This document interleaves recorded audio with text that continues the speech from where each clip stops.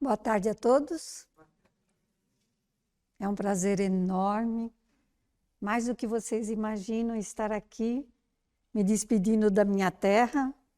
Não estou indo embora porque não amo meu Brasil, amo demais, mas tenho que ir para lá, tenho que estar lá também. São missões que não são determinadas por nós, muitas vezes, e vamos ver o que vai dar lá. Eu apresentei esse trabalho aqui no CPEC mesmo e foi relacionado à depressão. E o início do trabalho, todo o foco do trabalho vai ser voltado à depressão. Então, quem assistiu, foi tudo mudado. Cada vez que eu pego o trabalho, eu modifico ele, mais completo, com mais informações, porque a necessidade mais emergente hoje é a depressão. Porque a depressão, ela, como consequência, tem suicídios, automutilação, desestruturação familiar. Então, nós temos que esgotar esse tema. É um tema tão polêmico que eu posso afirmar a vocês o que teria, por tudo que vocês ouvem falar de depressão ou das patologias psiquiátricas, como é que era para estar esse salão, vocês sabem dizer?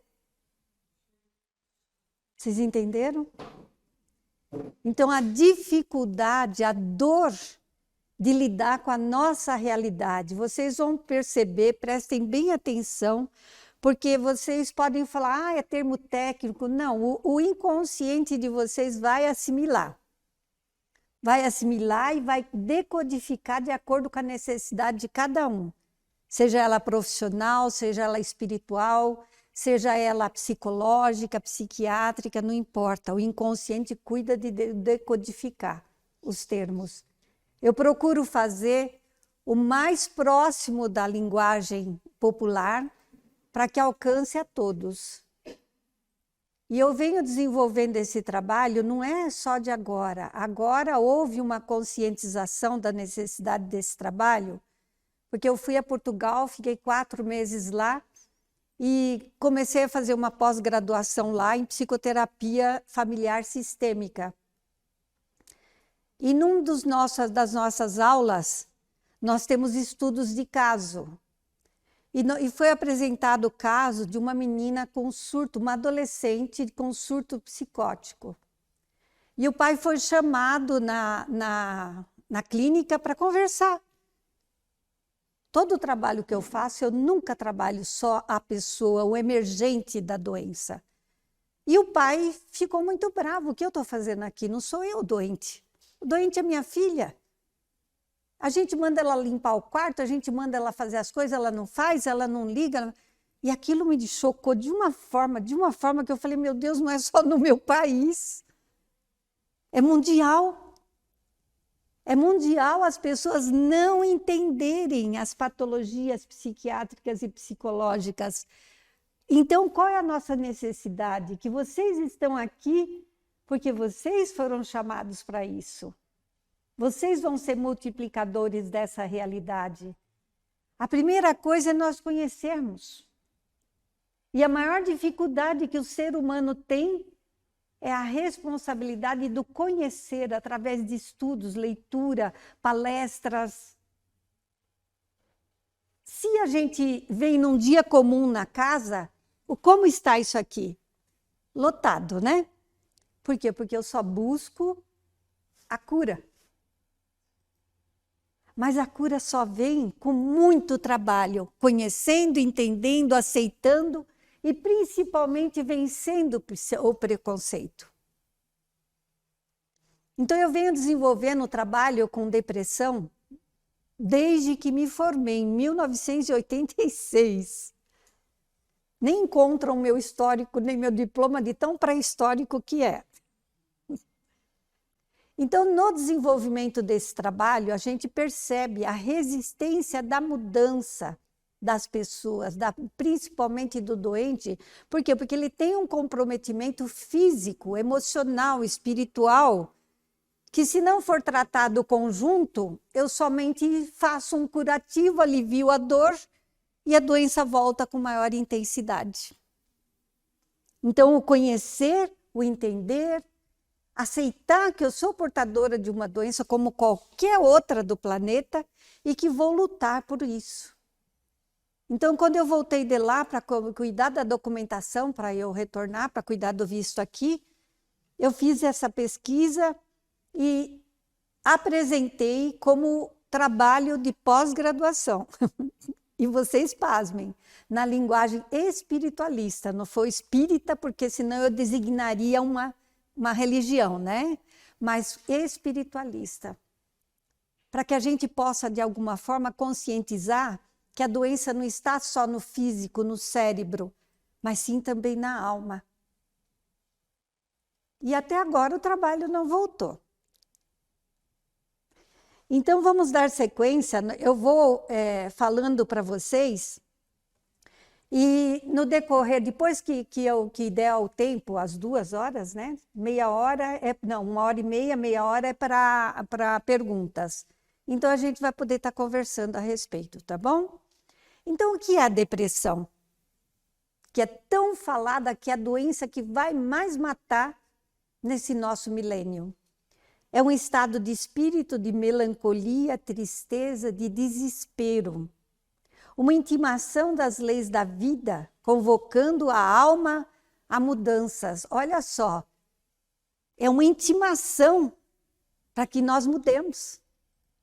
Então existe um objetivo dela ser a doença do século. Porque nós temos que mudar o nosso padrão vibratório.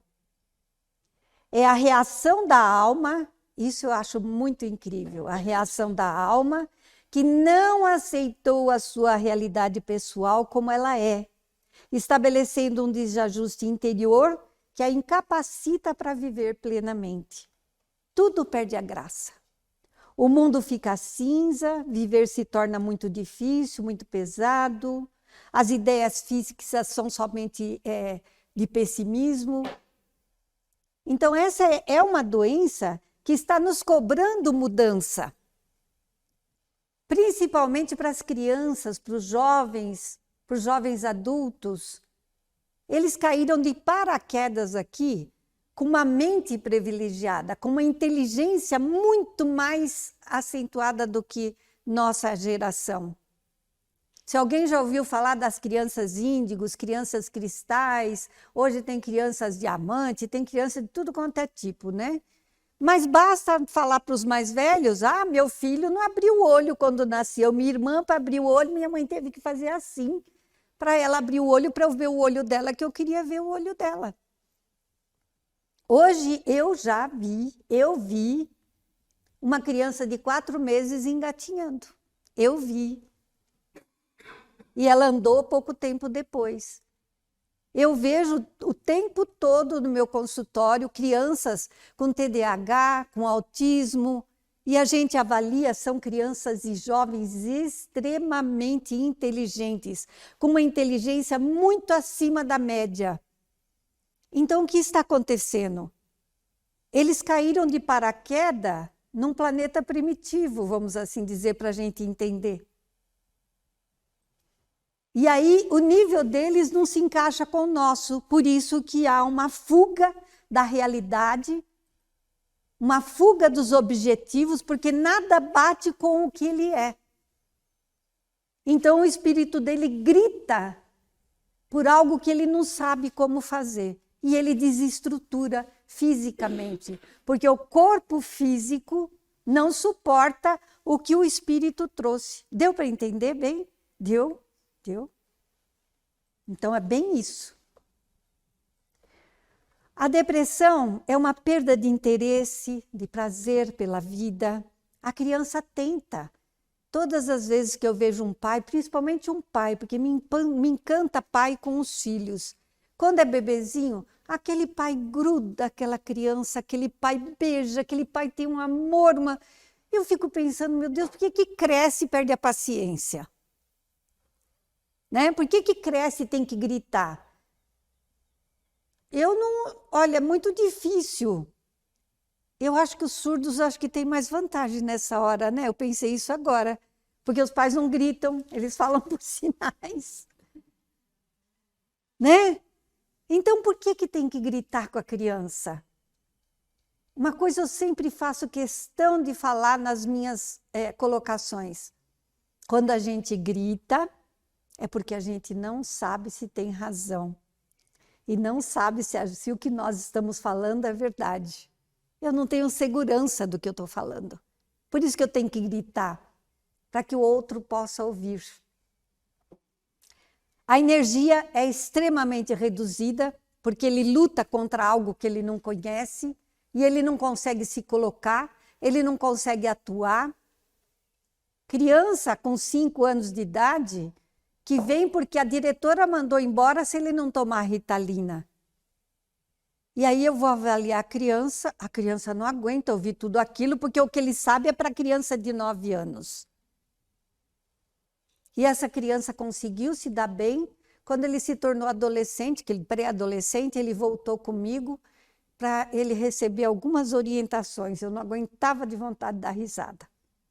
E ele falava que ele não aguentava, ele falava as coisas para o professor e o professor ficava com raiva dele. Quer dizer, ele já sabia o que o professor estava falando, então ele falava, e o professor ficava com raiva dele. Eu falei, então você tem que ter estratégias, eu conversei com ele. Espera o professor sair da aula, porque se você falar na frente dos seus amigos, isso é humilhante para ele. Questiona ele ao invés de você impor a sua verdade.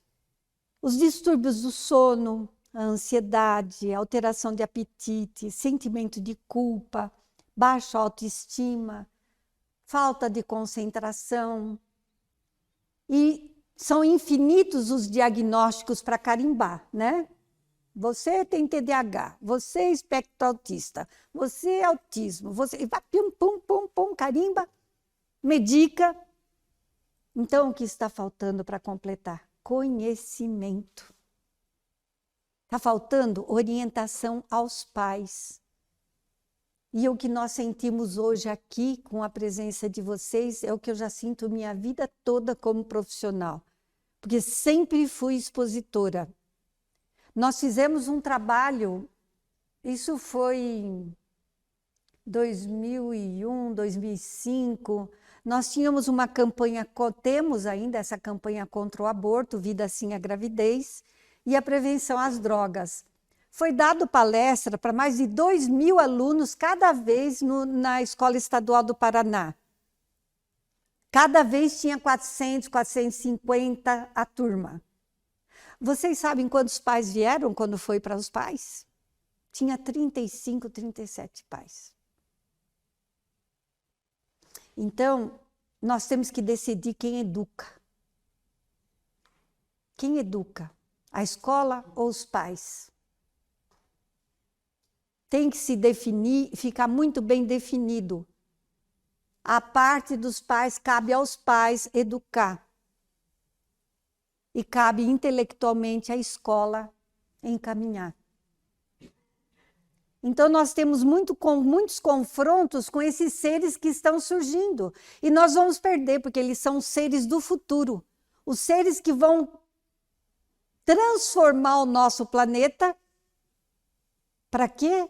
Todo mundo é espírita aqui? Todo mundo é? Conhece? É simpatizante? Nós vamos voltar. E daí? Se eles não estiverem prontos e não fizerem a parte deles, que terra nós vamos encontrar? Por isso, a necessidade do conhecimento. A depressão está ligada a causas espirituais?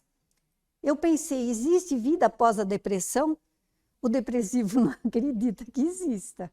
Vocês já viram aquela mensagem de 2 gêmeos conversando na barriga da mãe? É a coisa mais incrível. Será que existe a vida após o ventre? Um responde, claro que sim.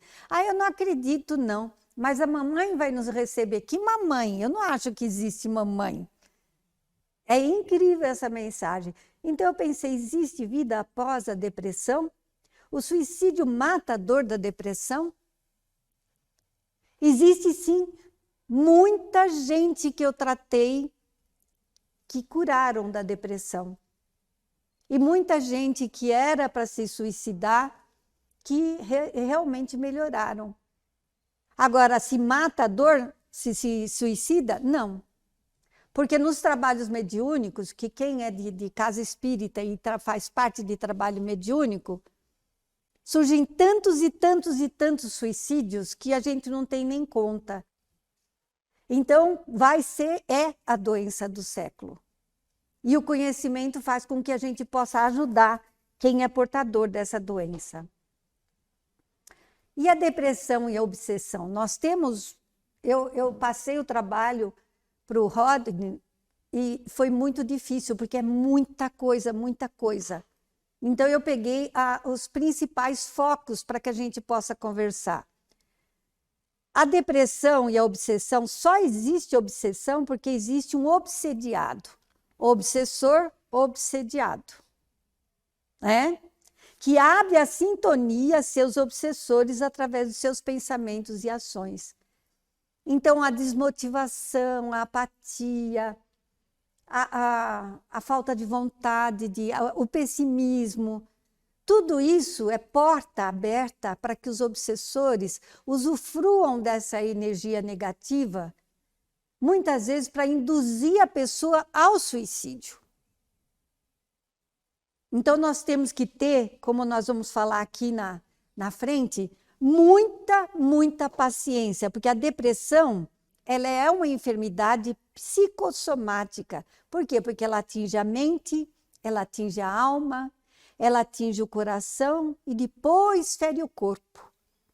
Como nós vamos ver lá na frente, provavelmente na segunda parte do nosso trabalho, onde está instalada no cérebro as doenças. Como nós psicossomatizamos?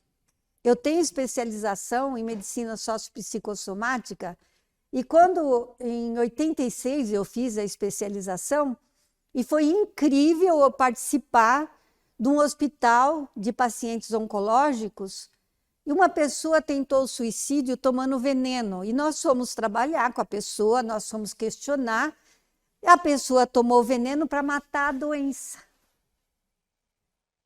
Inconscientemente.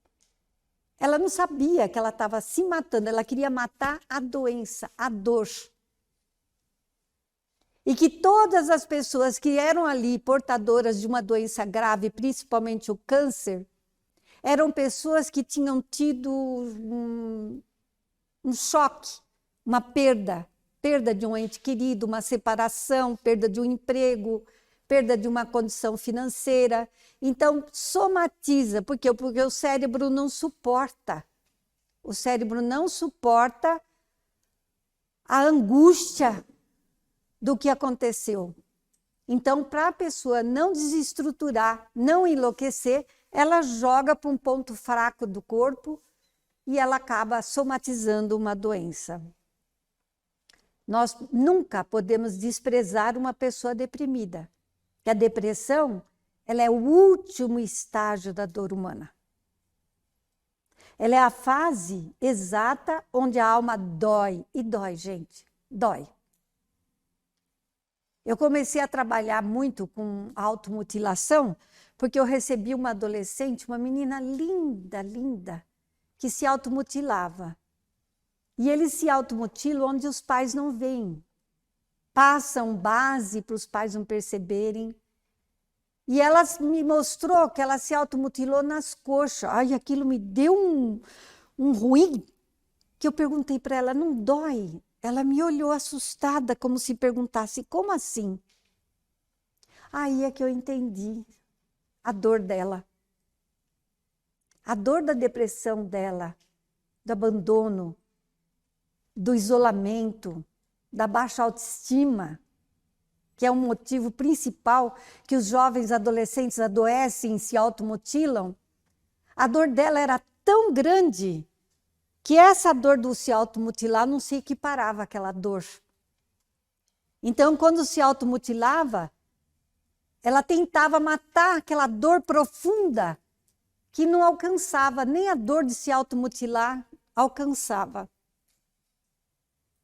E eles são facilmente trabalhados quando há um trabalho junto com a família, para que a família aprenda como lidar, para que a família dedique amor, carinho, que ouça, que converse. É muito rápido. Uma vez uma mãe me ligou, esse eu nunca vou esquecer. São tantos casos, mas ela me ligou chorando, chorando, chorando, chorando compulsivamente. E eu perguntei, o que houve? É minha filha. Eu não aguento, eu odeio minha filha. Eu falei, então tá. Se a senhora está chorando tanto, a senhora não odeia ela tanto assim, senão eu não estaria chorando desse jeito. E aí eu atendi a adolescente, atendi a mãe, e só o trabalho delas entenderem que a filha estava projetando nela a figura que ela seria um dia, e que ela não odiava a mãe, que ela simplesmente contestava a mãe. Essa mãe passou a amar mais essa filha, a interagir mais com essa filha. Hoje também ela já está com bastante idade. E ela passou, a autoestima dela melhorou, ela começou a namorar, nunca mais ela se automutilou. Teve uma outra também que se automutilava, que casou, tem um filhinho hoje, e ela tinha loucura para fazer uma tatuagem. E eu dei muita risada, porque eu não gosto de tatuagem, né? Mas eu tenho uma sobrinha inteira tatuada e eu amo do mesmo jeito. E em homenagem a ela melhorar tanto, tanto, tanto, e a mãe também, aí eu sugeri à mãe que deixasse ela fazer uma tatuagem em cima das marcas da tentativa de suicídio. E foi incrível, porque a mãe e o irmão fizeram a mesma tatuagem que ela aqui. E a alegria dela de ver que a mãe e o pai, a mãe e o irmão também tinham a mesma tatuagem que ela. Então, nós temos casos e casos que, quando são trabalhados, quando entende-se o que é a dor, agora eu me defender porque eu não sei como lidar com a dor, só piora a situação. O estado depressivo deve ser abordado com muito cuidado, porque a depressão talvez esteja apontando, como eu disse, questões importantes do coração que grita, que pede por ajuda, que pede por atenção. Um grupo de pré-adolescentes e adolescentes, num trabalho que eu fazia com eles, numa altura do trabalho eu perguntei, o que mais dói em vocês? Quando nossos pais gritam conosco. E o que vocês fazem? Nós vamos para o quarto. Então, a tecnologia, tem uma frase de Einstein, que há muitos anos eu já ouvi essa frase, muitos anos mesmo, o dia que a tecnologia sobrepor a humanidade, teremos um bando de idiotas. Einstein. E o que está acontecendo com a tecnologia hoje? Não há mais diálogo. Não se dá mais risada em casa, não se brinca, não conversa a respeito da vida de cada um. Então, a tecnologia, para mim, meu Deus, foi uma das coisas mais importantes para a minha idade. Foi uma coisa impressionante. Eu tenho orgulho de conhecer muita coisa de tecnologia que, olha, acho que 60%, 50% pelo menos da minha geração não conhece. Então, a tecnologia é útil? Ela é útil, desde que a gente use ela também para o bem. Quando nós não estamos bem, quando nós temos dúvida, seja lá do que for, estou com casquinha na cabeça, Google, o que eu faço? O Google vai responder. Então, nós temos resposta para tudo no Google, para tudo que vocês possam imaginar. Nós temos mensagens de espíritas, meditação, mensagens motivadoras. Temos tudo que a gente precisa para nós nos encontrarmos, para nós criarmos coragem, para nós termos vontade de sair da dor e do problema. Então, nós temos que tomar muito cuidado e ter muita atenção, porque se nós o ignorarmos, nós estaremos fazendo com que essa doença volte mais tarde. Porque tem momento quando a depressão diz alguma coisa e nós precisamos escutar. Então, nós temos que ouvir a dor da pessoa, temos que pacientemente ouvir. Principalmente, gente, quando é de pai, de mãe, Porque os pais, o pai e a mãe, nos ouviram 300.000 vezes falar a mesma coisa. Agora vai envelhecendo ou está com depressão, a dor de não saber o que fazer faz com que eu agrida a pessoa, com que eu perca a paciência, com que eu perca a esperança. Então, nós temos que aprender a ouvir, principalmente. Agora, vamos definir um pouquinho o que é tristeza e o que é depressão. A tristeza é um sentimento passageiro ocasionado por algum fato. Então, tristeza nós temos constantemente. Mas e a depressão? A depressão é um sentimento sem causa aparente por semanas ou meses. Então, é diferente. Na tristeza, apesar da dificuldade, a gente consegue seguir a vida e realizar nossas atividades. Já na depressão, há uma perda de interesse muito grande em fazer atividades que antes geravam prazer. Na tristeza, a gente pode haver dificuldade para dormir, mas por um curto prazo. Agora, na depressão, as alterações importantes do sono e da alimentação são por um certo período, são mais extensos. Na tristeza, a fadiga e desmotivação são temporários.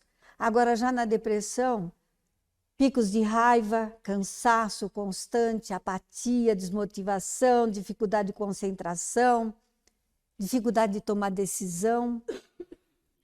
Então, nós temos que saber identificar. E mesmo na tristeza, existem opções da gente buscar recursos para eu vencer aquele período de tristeza, porque ele é temporário, ele passa, né? Então, o que eu posso fazer para mudar meu foco? Eu trabalho com uma técnica minha, né, que é sempre fazer um pequeno grande feito.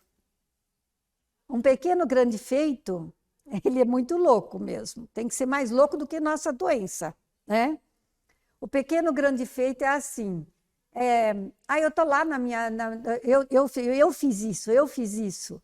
Eu estava lá fazendo minhas coisas e fazendo coisas na casa que eu nem lembro. Eu só lembro que o sol bateu no vidro e eu vi o vidro embaçado. Eu fui lá, limpei o vidro. E fiquei super feliz porque eu limpei o vidro. Então, um pequeno grande feito. Tem uma pasta lá, anos que eu não mexo. Eu vou lá e pego e rasgo os papéis que não me servem mais. Mudar uma gaveta de lugar, mudar os talheres de lugar, sair dessa tradição mundial de que na primeira gaveta eu tenho garfo, faca, colher, colherinha de café e de chá, na segunda gaveta eu tenho conchas com madeira. Então, sair desse padrão mundial. Na terceira gaveta eu tenho pano de prato, e vocês? Né? Então, é mudar um padrão. Porque nossa vida é curtinha, né? Eu não quero ter trabalho. Então, há um quadro, né? Tem um quadro, vamos mudar um quadro de lugar? Parece que não tem muito efeito, mas no cérebro tem. Porque o cérebro, ele não vai mais lá. Ele tem que criar um novo caminho e ir lá. Então, ele ativa a corrente elétrica do cérebro. E nós criamos o quê? Serotonina, melatonina, que nós vamos ver aqui. Não está dando sono? Não? Senão a gente faz levantar, um abraçar o outro. Se sentir sono depois do café, aí eu faço, tá?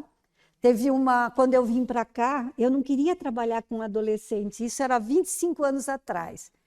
Adivinha, a espiritualidade, tem hora que eles, né? Aí eles me convidaram para fazer um encontro de jovens, com mais de 500 jovens do Brasil todo. Eu falei, meu senhor, para falar sobre o quê? Sexo e sexualidade. Eu falei, Madonna. Aí preparei os profissionais, eu que organizei o evento. Para resumir a história, na hora de fazer a minha palestra, na hora que os profissionais foram apresentar, eu falei, não coloquem transparência. Olha só, quantos anos atrás, né? porque eles não vão prestar atenção. Quando eu olho todo mundo virado, conversando, e os profissionais lá, eu falei, Jesus, Maria José, o meu trabalho era o último. Vocês sabem, quando era um encontro Luiz Sérgio, eu não sei se vocês já leram os livros do Luiz Sérgio, eu gosto muito. E aí era o terceiro encontro Luiz Sérgio, até os pais dele estavam lá. E aí eu falei assim, olha, eu preciso passar meu recado. Está todo mundo com fome? Vocês imaginam, era um estádio, um ginásio de esporte, tudo lotado no meio e nas duas arquibancadas. Todo mundo sim. Ah, eu também estou com fome, só que eu só vou sair daqui quando eu passar meu recado. E aí ficou aquele furdúncio. E eu falei assim, e tem uma coisa, olha, todo mundo que está aí na arquibancada, vem todo mundo aqui para o meio. E nós só vamos sair daqui quando eu passar meu recado. Os que estavam no meio começou a chamar os que estavam na arquibancada, aí vieram todos. E aí eu falei assim, olha, e um furdúncio danado. Eu falei, enquanto não tiver um silêncio total, eu não quero ouvir um pio, aí eu começo. Eles faziam piu, piu, piu. Aí o que eu fiz? Fiquei quieta. Ficou um silêncio total. Eu falei, aquele dia me baixou o santo. Vocês já ouviram falar baixar o santo? Naquele dia me baixou o santo. Foi incrível. E eu comecei a falar de sexo, sexualidade, menstruação, masturbação. Meus filhos estavam na plateia, eles falavam que eles tinham vontade de se enfiar embaixo da cadeira de tanta vergonha. Minhas sobrinhas também estavam. Resumindo, eles adoraram, nem pediram para sair para a hora do almoço. Veio um monte me questionar. Aí, quando terminou, eu falei, tá bom, eu faço trabalho com adolescentes. Então, essa motivação que o jovem precisa. O jovem é intenso, mas o jovem é maravilhoso. Eu adoro os jovens, adoro. Eu aprendo demais com eles e eles confiam demais em mim. Então, no tratamento, a depressão ela é uma doença física e espiritual. E como tal, ela deve ser tratada com a medicação, que vocês vão entender o que é a medicação lá na frente, sob orientação médica. Quem para, quem diminui, quem tira a medicação é o médico, ninguém mais. Eu percebo que o paciente está bem. Conversa com o seu psiquiatra. Eles conversam com o psiquiatra avalia e diminui a medicação. Vai se fazer um tratamento de 6 a 8 meses, para ele avaliar se ele tira ou não a medicação. A psicoterapia, e gente, sem tudo isso aqui, eu vou estar sempre com uma muleta. O tratamento espiritual, o tratamento do passe, água fluidificada, frequentar, não só vir para tomar o passe para curar, frequentar as palestras. O estudo, todas as casas que eu frequentei até hoje na minha vida, que foram muitas, têm grupos de estudo e pedem o estudo, e não é por obrigação. É por proteção, porque quanto mais nós conhecemos, mais nós sabemos nos defender das invasões, das obsessões. E trabalho no bem. A cura do meu espírito é estar aqui, podendo ajudar, podendo colaborar com os jovens, podendo colaborar com as famílias. A cura que eu encontrei para o meu espírito foi essa. Foi ajudar dependente químico. Cada louco que vocês não tinham ideia. As pessoas falavam, a senhora tem coragem de... Eu viajei para Itanhaém, que é um lugar que eu tinha uma casa de praia, com 17 usuários de drogas.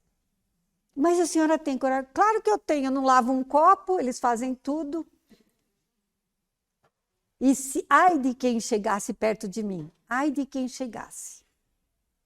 E hoje eu tenho que vale a pena, acabou de se formar. Eu acho que quem me conhece sabe que eu tenho um filho negro que eu peguei com 23 anos e drogado, né? Ontem ele me mandou o registro no COEN, no Conselho de Enfermagem. E ele chorava.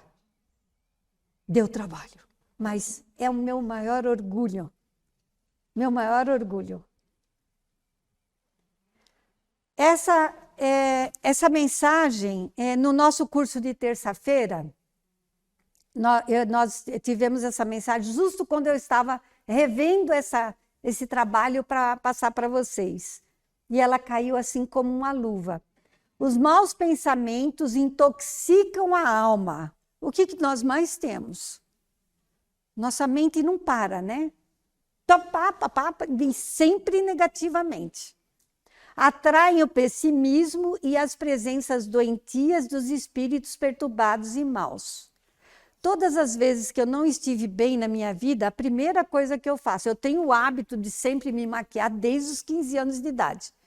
Mas eu posso estar do jeito que for. Eu sempre procuro me arrumar. Quando eu olho no espelho, é outra pessoa, não é aquela que não está bem.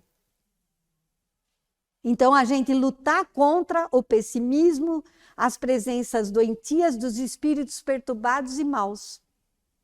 Mantenha a tua mente presa às ideias positivas, às ideias iluminativas, aos programas de enobrecimento, de cuja conduta te advirá o bem-estar íntimo e a alegria de viver.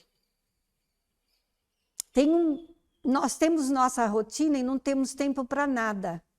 Mas visitar um orfanato, visitar uma creche, visitar um asilo, visitar o pequeno Cotolengo, nós vamos sempre saber que nós estamos melhor e que temos algo melhor ainda para doar.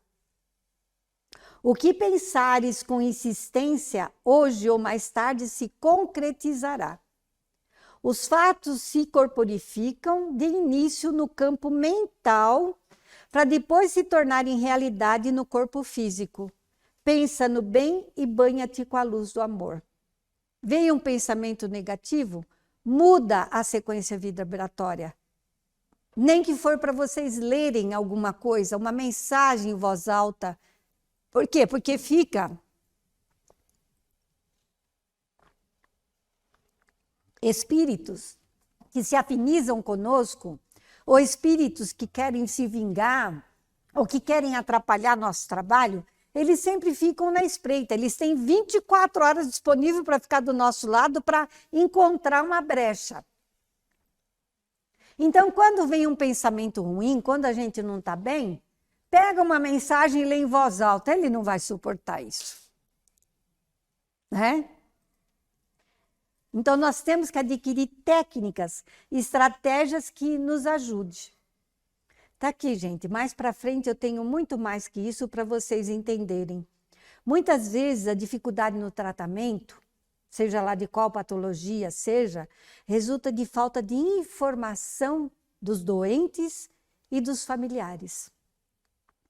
Receosos dos medicamentos e desconhecedores das verdadeiras características da doença. E é sobre esses aspectos que que eu gostaria de informar vocês. Está aqui, olha, um cérebro deprimido e um cérebro não deprimido. Percebeu? Se dói o estômago, a gente dá importância? Se dói o joelho, se tem problema no fígado, nós não estamos enxergando o problema, a dor, a doença. Mas nós damos importância, a gente vai no médico, a gente toma o remédio direito, a gente faz exercício físico, a gente faz tudo. Mas do cérebro, eu creio que mundialmente falando, ninguém pensa, tá deprimido, então tá faltando a substância necessária lá no cérebro para poder melhorar. As pessoas não têm conhecimento dessa necessidade. Olha a diferença entre um e outro, para vocês verem. E vocês imaginam que a pessoa não consegue reagir, não consegue melhorar, porque está lá no cérebro. O estômago não para de doer, por quê? Porque a doença está lá instalada, não está? Se eu não tomar o remédio, se eu não parar de comer coisas gordurosas, coisas pesadas, vai parar de doer? Eu fui para Portugal, eu fiquei com uma dor de estômago, e eu nunca tenho dor de estômago, nunca tive praticamente dor de estômago. E mas que eu estou com dor de estômago? O café de lá, o nosso melhor café, vai para lá. E eu tomei o café lá, e afetou meu estômago. Então, o que eu fiz? Eu parei o café, tomei chá, tratei o estômago. Então, a gente faz tudo pelo órgão que nós não enxergamos. Agora, pelo cérebro que nós não enxergamos, nós não conhecemos nada. Por isso a importância de conhecer, vocês entenderam? Porque eu sei que está lá. Tá, eu estou deprimido, então eu tenho que tratar. E os antidepressivos? São drogas? Não. Não são drogas. São medicamentos que não produzem dependência, sendo a sua ação terapêutica. Gente, aqui é o português de Portugal, viu? É por isso que tem acção, é um pouco diferente. Sendo a sua ação terapêutica resultante de um reequilíbrio da perturbação depressiva. Eles são diferentes, pois, das substâncias psicoestimulantes que produzem dependência e cujo interesse terapêutico é muito menor condicionado. Então, os antidepressivos não são drogas que causam dependência. E como eles atuam? Eles atuam no cérebro, modificando e corrigindo a transmissão neuroquímica. Ou seja, o que falta aqui, tá vendo? Esse amarelo, esse azulzinho mais claro aqui, esses vermelhinhos aqui. Então, o antidepressivo vai tratar essa parte aí. Corrigindo a transmissão neuroquímica em áreas do sistema nervoso que regulam o estado do humor, regulando o nível da vitalidade, da energia, do interesse, das emoções e a variação entre alegria e tristeza. Existem também fitoterápicos. Quando eu precisei, eu tomei fitoterápico. Eu tratei com fitoterapia. Eu sempre fui muito naturalista, mesmo porque eu tenho muita reação à medicação. A médica me deu um remédio para dor na junção da bacia com o fêmur. Eu achei que eu estava com Covid, de tão mal que eu fiquei. Fui ver, era o remédio. Então, eu tenho um histórico de não tomar alopatia. Então, eu sempre tratei com homeopatia, com fitoterápicos. E existe para ansiedade, para depressão, existe para tudo. Procurar meios pela homeopatia, através da iridologia. Tem várias áreas alternativas que ajudam. Quando o humor está afetado negativamente num grau significativo, nós temos que recorrer a essa alternativa. Então, em geral, a ação terapêutica dos antidepressivos é relativamente lenta. E a gente quer efeito imediato, como remédio alopático, né? Eu também passo a dor. Não. Depois de iniciado a toma da medicação, com a dose correta, e ela pode não estar correta no começo, ela pode estar em excesso ou em falta. Quem vai saber isso é o médico. Mas eu não desisti. Logo que eu começo a tomar, não deu o efeito que eu quero e eu desisto. Porque o médico tem que ver se aumenta, se diminui, se mantém, se troca. Então, com a dose correta, deve-se esperar o começo da melhoria dos sintomas de depressão ao fim de cerca de 15 dias. Mas a recuperação mesmo pode tardar um mês. E é muito importante que a gente saiba esperar, confiar no médico e no tratamento. Porque eu estou tratando um efeito neuroquímico lá, eu estou tratando um prejuízo no cérebro, no órgão. E por vezes é útil e necessário combinar a medicação antidepressiva com medicamentos específicos para a ansiedade. Por quê? Porque aquela ansiedade que eu estou, porque eu estou com medo dos sintomas, eu estou com medo que volta tudo e não melhora, está piorando, não está adiantando. Então, se vê que está muito ansioso, pedir para o médico um ansiolítico. Aqui está a química cerebral. Olha o que muda entre os remédios antigos e uma droga hoje natural, né? Uma droga atual. Os antidepressivos, eles aumentam a presença de neurotransmissores relacionados à sensação de bem-estar na conexão do neurônio. Esse aqui, ó. E eu amo o neurônio. Eu sou apaixonada por ele. Então, que é um neurônio, é isso daí. O que está acontecendo aqui entre eles se chama sinapse. E aí que o remédio atua. E na sinapse, aqui há uma recaptação da melatonina, do neurotransmissor. Então, aí nessa recaptação é que eu guardo um pouco dos efeitos do remédio para usar na hora que eu preciso. E já, olha, um remédio mais atual, ele age no glutamato, é substância que excita a massa cinzenta e cria novas conexões entre as células nervosas. Então, hoje existem remédios que causam menos efeito colateral e que os resultados são melhores. Eles vão cada vez mais melhorando. E um neurotransmissor, ele pode ser definido como um mensageiro químico que é liberado pelos neurônios. Essa molécula garante que a informação seja levada a uma célula receptora. A célula receptora é que vai mandar mensagem para o nosso cérebro para que a gente fique melhor. E aqui está para vocês entenderem um pouquinho, olha, o neurotransmissor são 4. A dopamina, a serotonina, a melatonina e a noradrenalina. Então, o que faz a dopamina? O hábito. Comemorar, ser grato e exercícios físicos. Então, eu tenho que fazer o contrário do que eu estou sentindo. Se eu não estou bem, arruma alguém divertido para conversar, começa a lembrar de coisas boas, pega o álbum lá, não é para chorar, é para dar risada. Né? Do casamento, do que fez para conquistar o que tem, a emoção dos filhos, lembrar do que os filhos aprontaram, então fazer coisas boas. E o efeito na vida vai reduzir a ansiedade, melhorar o ânimo, a energia e a motivação. E a serotonina? O hábito é ver o lado bom das coisas, otimismo. Gente, eu sou extremamente otimista. Eu sempre fui otimista, mas com 15, 16 anos eu li Poliana. Alguém já leu Poliana? Eu li Poliana, tem Poliana menina, leu?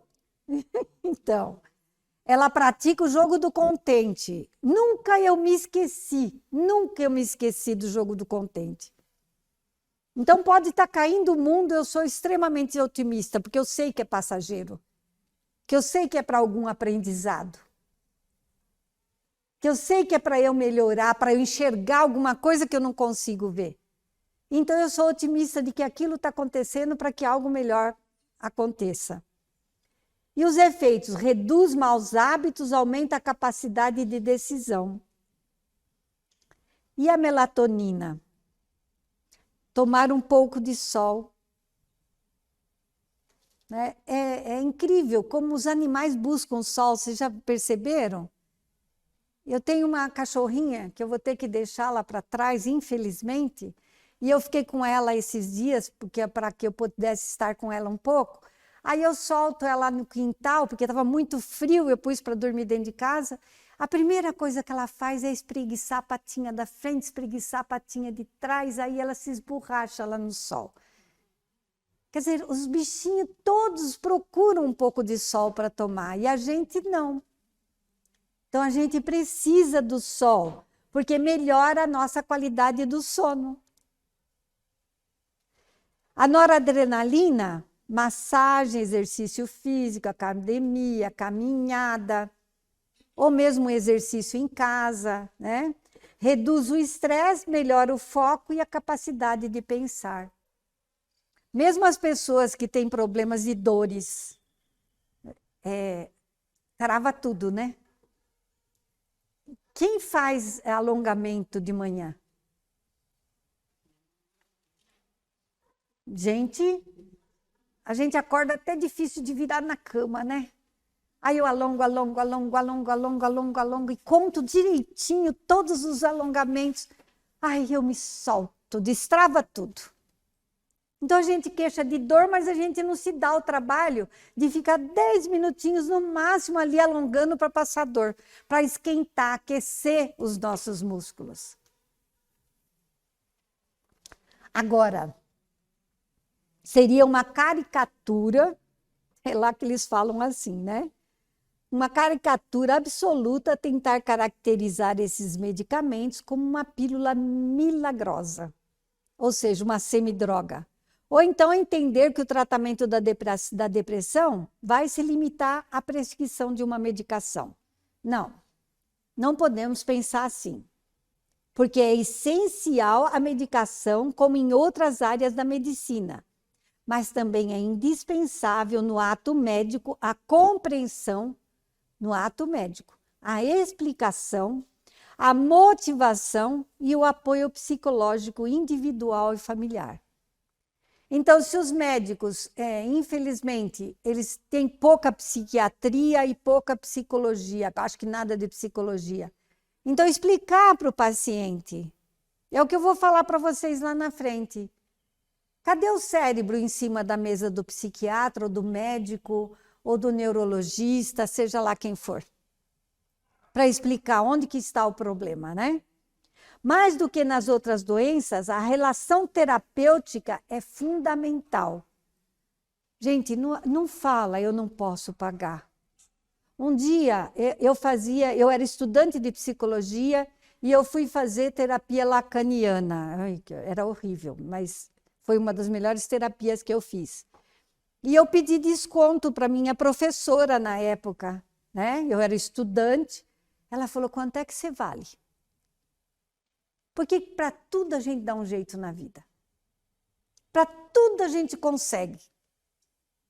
Agora, para cuidar de nós, a gente não consegue. E outra, não tem profissional que não pode pagar? Conversa, é porque eu não quero tratar. Conversa com o psicólogo, pede um desconto. A gente não vai deixar de atender porque a pessoa não pode pagar de forma alguma. A gente entende como é difícil. Tem pessoas que você vê que realmente não pode pagar. Eu vou deixar de atender tendo horário? Não vou, não vou. Então, gente, é a gente querer melhorar. Porque quando eu quero, eu faço. Mas sem a medicação antidepressiva, para a maioria das depressões, a mais bem consumada psicoterapia é manifestamente insuficiente, intervindo tão só na esfera dos mecanismos psicológicos de defesa. Vocês viram que uma sem a outra não faz efeito. Ora a medicação, ora a psicoterapia. Saber sobre a depressão e reconhecê-la como doença é a primeira coisa. E é muito importante numa educação para a saúde, tanto da pessoa como da comunidade. Uma vez que a causa profunda é milenar e se enraiza no ser espiritual, isso falando na visão espírita, viu?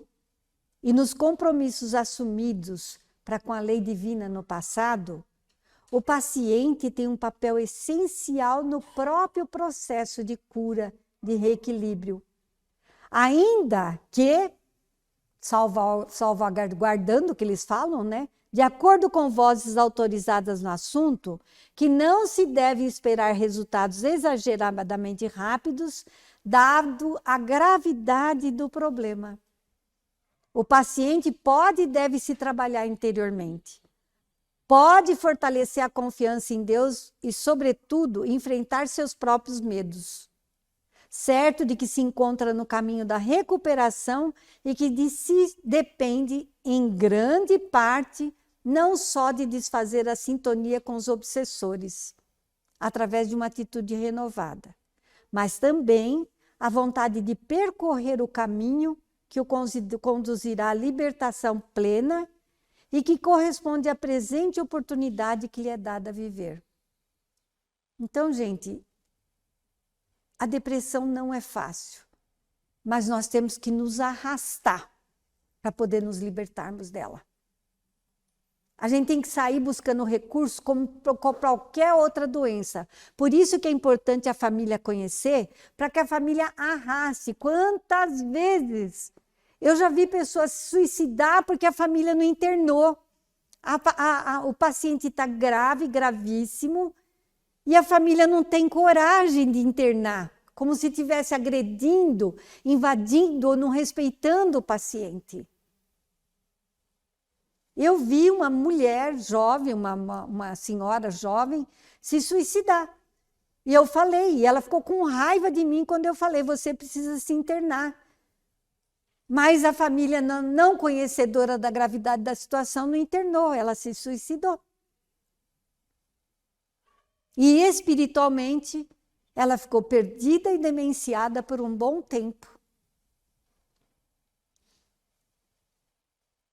O que acontece é que, algumas vezes, nós desejamos fugir, quando nós estamos na erraticidade, a sanha dos inimigos, a invasão, a agressão dos inimigos.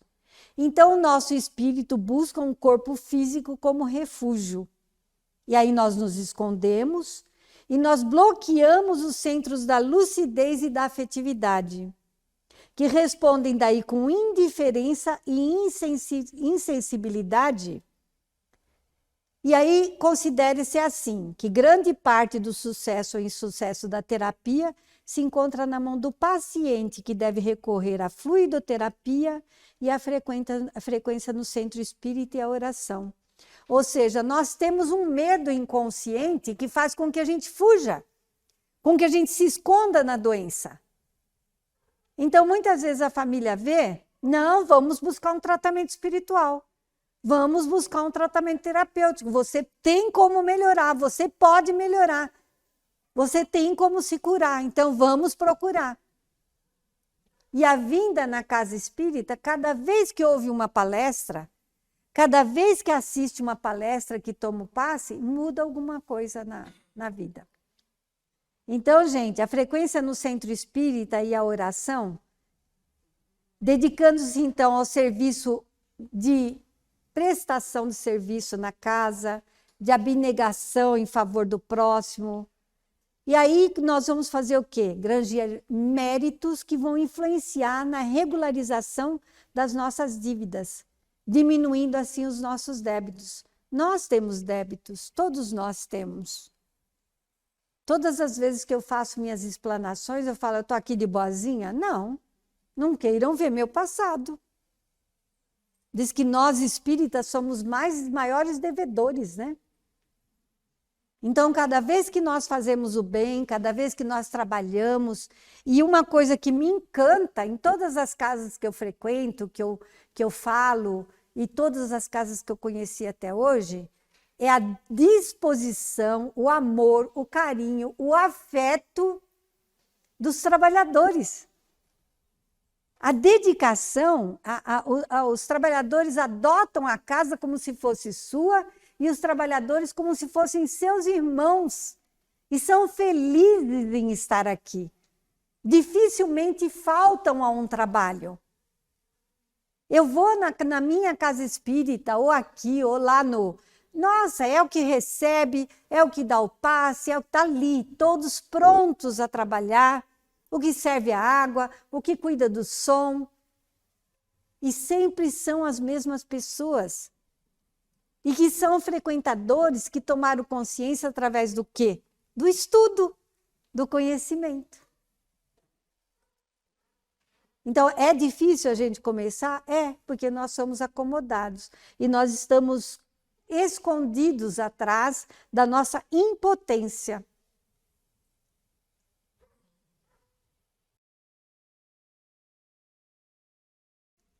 Então, vamos voltar. Eu coloquei aqui, considera-se assim que grande parte do sucesso ou insucesso da terapia se encontra na mão do paciente, que deve recorrer à fluidoterapia, à frequência no centro espírita, às orações, se dedicar ao serviço no bem, né, em favor do próximo, e aí a gente recebe automaticamente de volta tudo isso em melhoria nossa. Por quê? Porque nós estamos resgatando as pendências, débitos, não é que eu tenho que pagar, eu tenho que resgatar. Deus não castiga, Deus dá a oportunidade da gente corrigir. Então, conforme eu faço bem, minha alma se alivia daquilo de ruim que eu fiz. Deu para entender? Não é porque está pagando, ninguém está pagando nada. Não é karma. Ah, esse é meu karma. Não, não é um karma para sofrer. É uma oportunidade para resgatar o que nós fizemos. É diferente. As pessoas falam, espírita gosta de sofrer. Não é verdade. A gente tira o sofrimento como uma forma de aprendizado, né? O amor terapêutico profilático sempre será um ótimo, um divino remédio. Gente, esse tudo aqui, tipo de depressão, eu não tenho paciência de falar, sabe? Depois vocês olham lá no vídeo e vocês leem, pode ser? Olha o quanto de depressão tem. Agora, vocês acham que é fácil para o médico identificar qual é de cada um? Então, depois vocês dão uma lida e veem qual que se encaixa. E olha, uma das coisas que a gente está caminhando por uma parte mais gostosa agora, o que a gente ouve na mídia, o que a gente ouve dos médicos, o que a gente ouve da mãe, do pai? Olha, vá na academia, sabe? Beba muita água, não coma açúcar, tome as vitaminas, não ingira álcool, drogas. Então, gente, a gente tem que cuidar muito desses sentimentos. Principalmente os homens, né? Eles negam, eles rejeitam a possibilidade de buscar uma ajuda, de melhorar, sabe? Então a gente tem que buscar, ler, buscar. A mulher fala, vamos na casa espírita. Eu não, vai você. Né? A gente dificilmente vê um homem que vai à luta, que busca, que conhece, que muda. Então nós precisamos buscar lidar com as nossas emoções. Infelizmente os homens foram milenarmente educados para serem fortes e não mostrar fragilidade. A mulher esguela, berra, grita, xinga, chora, adoece, né? Agora o homem está lá, né? E aí quando vai ver já não dá para fazer mais nada. A saúde ela não vem só da medicina. A paz mental, a paz no coração, a paz na alma, as risadas, o amor. Só de vocês estarem aqui hoje ouvindo tudo isso de teoria, vocês não estão se sentindo melhor? Então, é o conhecimento, é eu fazer alguma coisa diferente, é eu ter saído de casa para dar esse momento para mim. Isso é tudo o remédio que pode existir na face da Terra. Que alívio, então eu não sou um ET, não sou eu só que tenho um problema, não sou eu que só tenho um familiar doente, todo mundo tem, tanta gente tem. Não sou só eu o errado, existe muita gente que precisa de ajuda, né? Está clareando de novo. A saúde espiritual, até aqui fica embaçado, ó, por isso que eu estranhei, está tudo embaçado. E a saúde espiritual? O que é estar espiritualmente saudável, né? Tem a ver com Deus. Eu tenho uma vantagem enorme na minha vida, que eu vou ser grata a meus pais. Meus pais foram pessoas que não tiveram estudo nenhum. Meu pai era truculento, ignorante, sabe? Era um Pedro Pedra, que eu falava que ele era Pedro Pedra, mas ele mandou a gente, os 4, na igreja evangélica, desde os 2 aninhos de idade. Lá eu aprendi a conhecer Deus na intimidade. Não teve lavagem cerebral, o pastor era meu pai espiritual, era um pastor que não me ensinou a não ter preconceito de nada, por isso que eu conheci todas as religiões. Eu era evangélica, eu fiz curso de parapsicologia com 14 anos, fiz curso de tarô, fiz curso de numerologia, de cristal, de tudo que vocês possam imaginar, eu conheci de espiritualidade, até chegar no espiritismo. Então eu valorizo a todos na sua escolha. Então é Deus, simplesmente em todos os lugares que eu fui, eu encontrei Deus. Isso que é importante, a fé. E essa fé que faz com que a gente tenha força para passar pela prova e para melhorar. E quando nós somos orgulhosos e mesquinhos, a gente não consegue, porque a gente fica, não, isso não é para mim, né? Mas a nossa saúde espiritual é tudo. E Joana de Ângeles, ela comenta que num estado saudável, mesmo saudável, o indivíduo se sente bem, experimentando também a dor, a tristeza, a nostalgia e a ansiedade. Por quê? Porque existe um oscilar da normalidade. E isso é característica dela própria, da ansiedade. Só que quando tais ocorrências produzem infelicidade, prostração, e se apresentam como algo que, tá mal minha vida, não sei mais o que fazer, minha vida tá uma desgraça, não tem mais jeito. Então, esse aí que a depressão está se fixando. Quando eu começar a ver tudo negativo, como sem saída, como se aquela dor fosse só comigo, como se eu estivesse no pior momento da minha vida, é a depressão se aproximando. Ou seja, o que ela quis dizer? Que nós nos afundamos na dor, fazendo da tristeza uma constante em nossas vidas. E nos prostramos na nostalgia, reforçando quanto somos infelizes. A gente não consegue chamar a atenção de um jeito, a gente chama de outro. A gente chega no extremo da autopunição porque não conseguiu o amor do pai.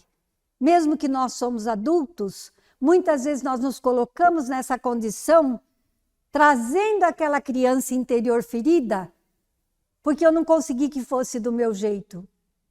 E aí eu adoeço, eu me torno infeliz, eu me fico ansioso, nós nos perdemos na dor.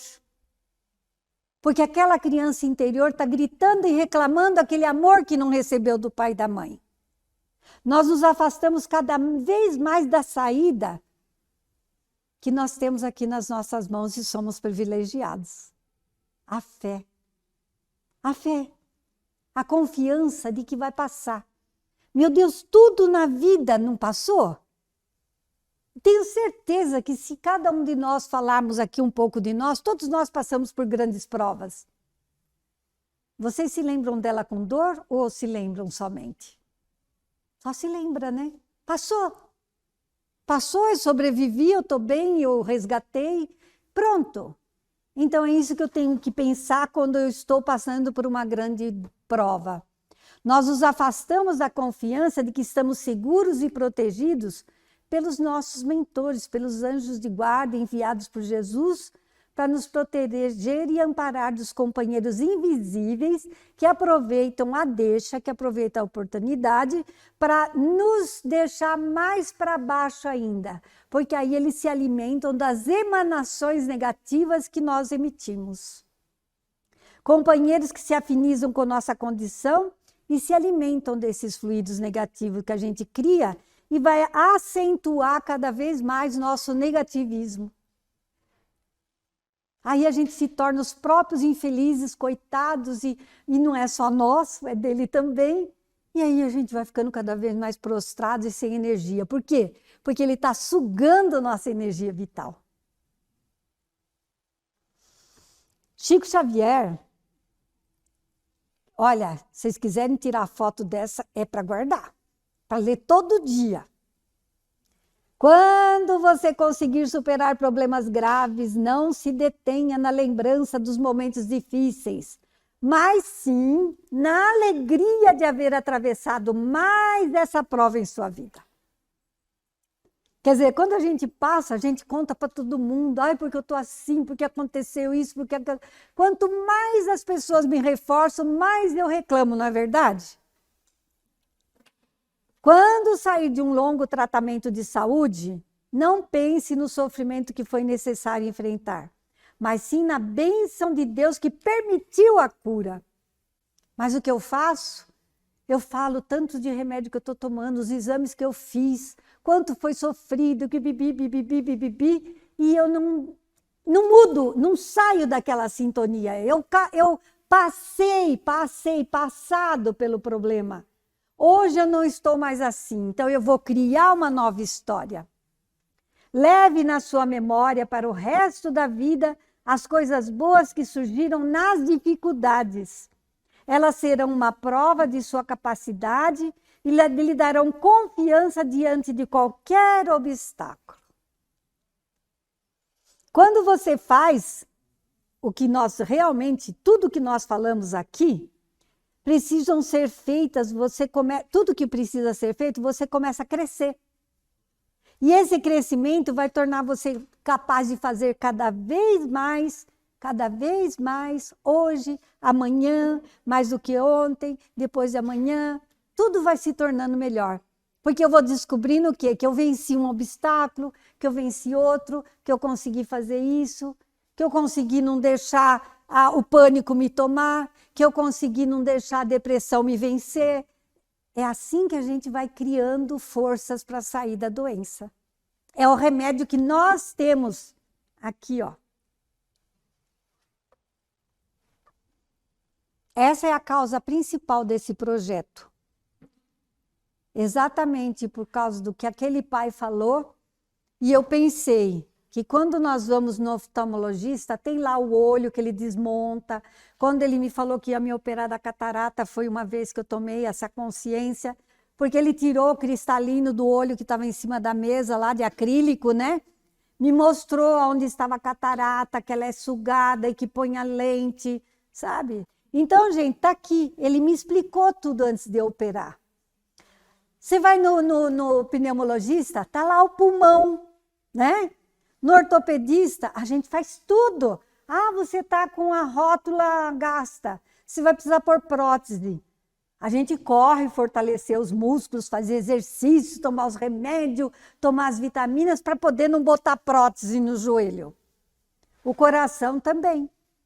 A gente vai lá, o médico mostra o coração, a ramificaçãozinha, os 4 quadrantes do coração.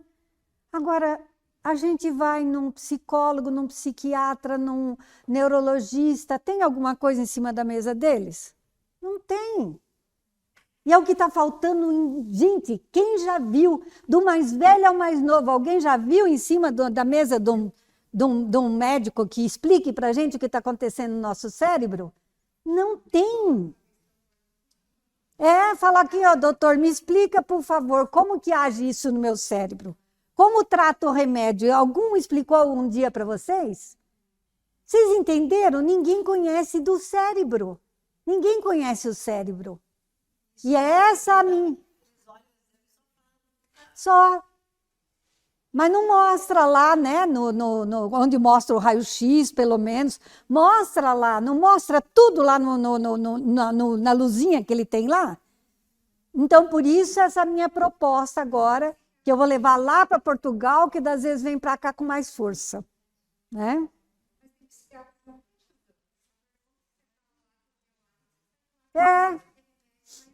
Exatamente. Então, gente. Então, neuro, né? Aham. Então, precisa. Então, gente, olha no caso da esquizofrenia. Olha um cérebro saudável e um cérebro de um esquizofrênico. Tá vendo? Então, olha a diferença no cérebro. Tem que ser tratada. É a mesma coisa que eu estou com uma infecção no joelho ou uma infecção no estômago. Tem que ser tratado.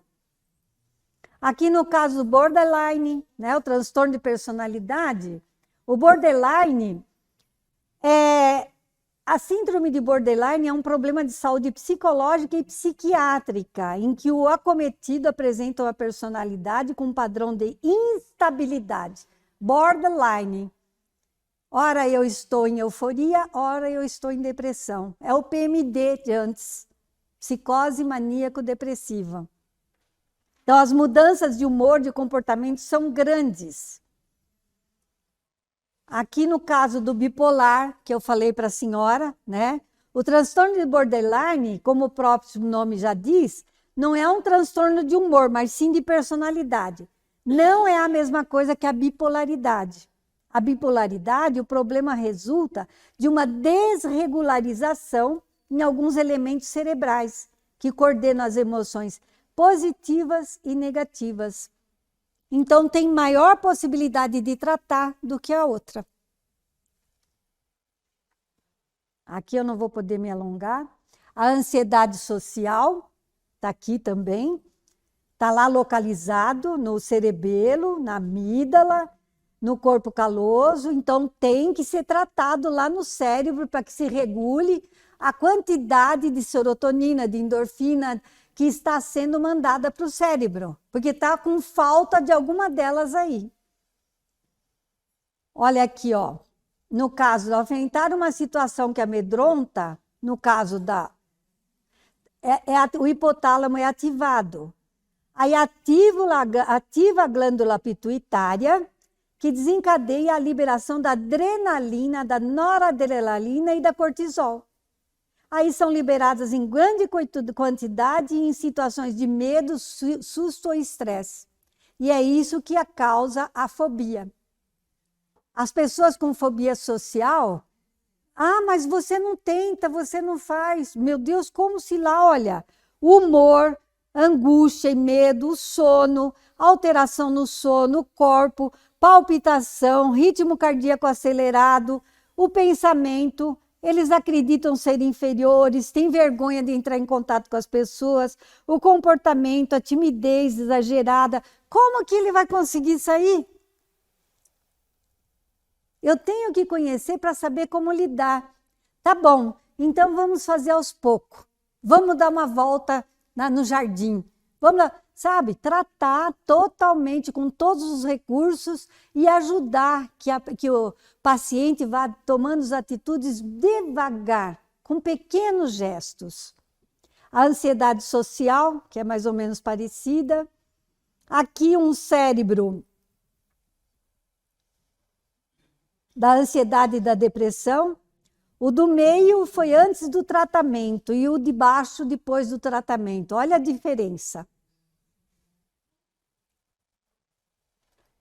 A criança que tem TDAH, eu fiquei com pena. Olha, toda essa parte da frente do cérebro dela é comprometida. Vocês têm ideia? Ela não consegue, gente. A causa do TDAH não estão completamente esclarecidas. Mas a teoria corrente para explicá-la associa o transtorno ao descontrole do córtex pré-frontal. A atividade mental dele é diferente da nossa. Então ele consegue assim, olha, a gente fala assim para ele, vai lá na cozinha, pega aquela panela, traz aqui para a mãe, põe no fogo.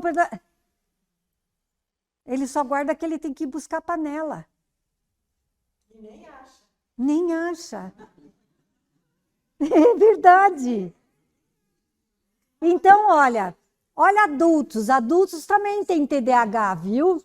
Olha, eles têm dificuldade para se planejar. Eu tenho um cunhado com TDAH. Eles têm dificuldade para se planejar, falham em cumprir prazos, tendem a começar uma atividade antes de terminar outra, é desajeitado, tem dificuldade para esperar, muda o comportamento quando é criticado, acha difícil seguir regras, faz comentários inconvenientes sem controle. Olha só. Então tem tratamento, gente, e a pessoa melhora a qualidade de vida. Olha só, o cérebro com transtorno de déficit de atenção recebe menos recompensa pelo seu trabalho. Então aqui é uma condição neuropsiquiátrica que acomete 3 a 5% das crianças e que frequentemente persiste até a idade adulta, podendo ser considerado um dos mais comuns transtornos neuropsiquiátricos. Os principais sintomas são a dificuldade em manter a atenção, o comportamento hiperativo e de impulsividade. E, além de tudo, a família não tem paciência, bota de castigo, as professoras não têm paciência, rotulam, discriminam. E essa criança não vai ter chance nenhuma nessa geração. Então, por isso que nós temos que conhecer para ajudar essas crianças. Eu peguei uma criança que eu avaliei, e aí eu conversei com a coordenadora da escola, que graças a Deus era avó como eu. E aí eu expliquei para ela a condição dele.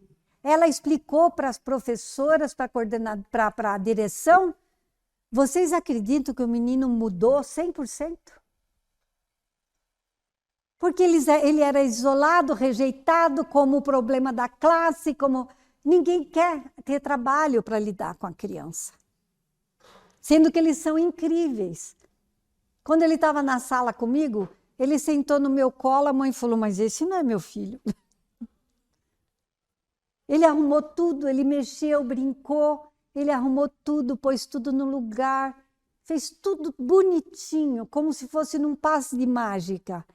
Eles não leem o que a gente fala, eles leem o nosso sentimento.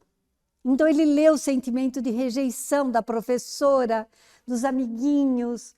Aí, como reação dele, qual é a reação? Bater, sabe? Xingar ou empurrar. É uma reação por desespero de não saber o que fazer. Então, vocês imaginam como nós estamos longe de ajudar esses seres, né? Já existe um bom corpo de evidências indicando que circuitos cerebrais baseados no neurotransmissor dopamina não funcionam tão bem nos indivíduos com TDAH. Quer dizer, coisa que funciona tão bem que vocês não precisam entender em nós, não funciona neles.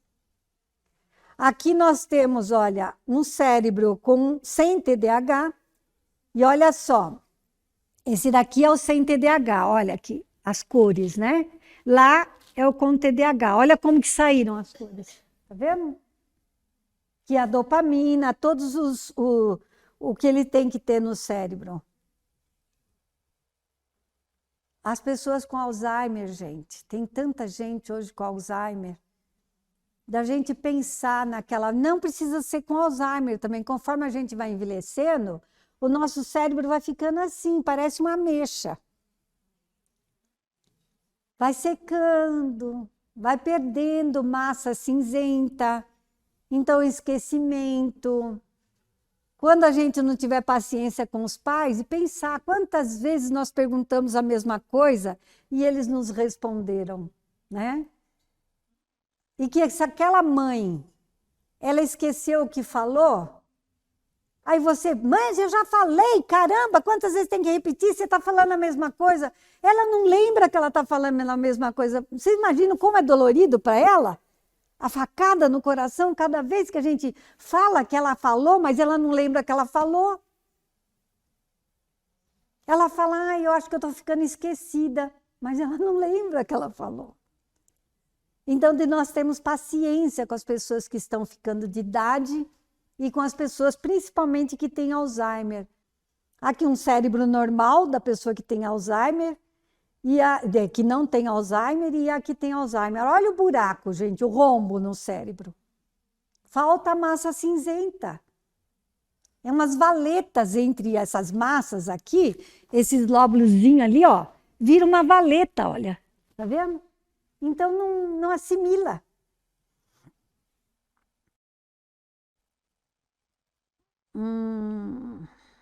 Essa daqui.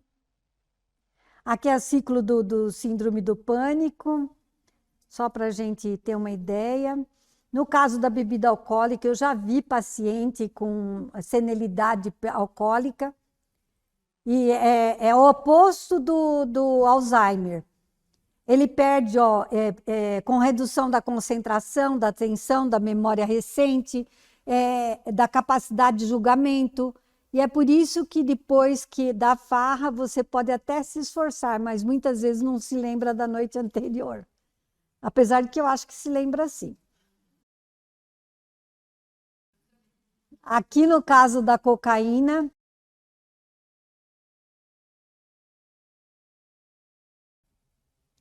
então o cérebro se recompõe sim, né? Aqui no usuário de maconha é gravíssimo também. As pessoas acham que não tem consequências, que só fumam baseado. Eu acho a pior das drogas, porque eu falo que ela é a droga dos obsessores. Porque desde que é jovem, zero testosterona e a progesterona. E tem tantos danos no cérebro, da falta de atenção, de absorção de dados, de cuidado consigo próprio. Então, ele tem várias lesões que é para o resto da vida, e começa na adolescência, às vezes quando é muito jovenzinho. E aí fala que não tem consequência, né? O pulmão de um fumante realmente é assim. O álcool e o cigarro também envelhecem o cérebro. E aqui está uma grande, imensa bibliografia e mais uns 100. Acabou. Então, olha, eu gostaria realmente, de verdade, agradecer a todos por estarem aqui, por eu dividir essa maravilhosa oportunidade de crescimento, mas é um crescimento espiritual, não só. O físico se libertando do físico que a gente cresce espiritualmente. E para mim é uma realização muito grande, eu poder passar isso para frente. Se talvez Deus tenha me enviado lá para Portugal para fazer valer esse trabalho lá e ter mais peso aqui. A gente sabe que as coisas que são de fora, o peso é maior, né? Então, eu agradeço de coração. Amo fazer o que eu faço, todos sabem o quanto eu amo. Me realizo e sou realizada como pessoa, como mulher, como espírita. Sou realizada pelo que eu faço. E muito obrigada a todos.